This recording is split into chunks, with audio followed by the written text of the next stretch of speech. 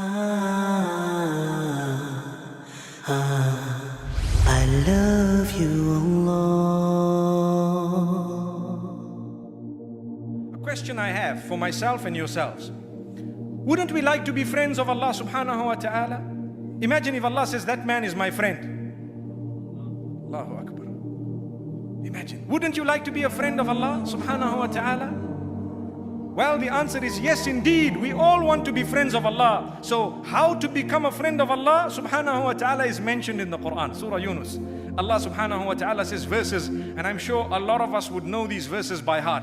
Allah says, behold, indeed the friends of Allah subhanahu wa ta'ala, no need for them to fear nor grieve, not at all. And Allah subhanahu wa ta'ala says, this is verse number 62 of Surah Yunus and the two verses after that. They are the ones who believe and they have taqwa. That's all you need, two qualities. To become a friend of Allah, you need to be a believer and you need to have taqwa. In order to be a believer, you need to have two main qualities.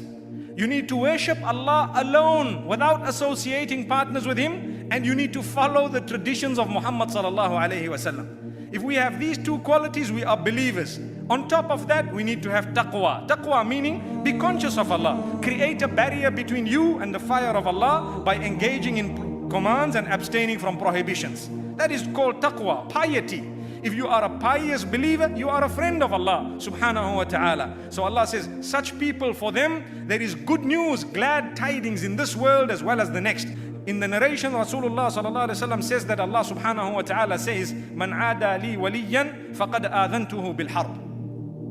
Whoever has harmed a friend of mine, I have announced war against him. This is what Allah says. And this is why we say, never ever harm people. You may never know who is the friend of Allah subhanahu wa ta'ala. May Allah subhanahu wa ta'ala befriend us, and may He make us from those who are truly His friends.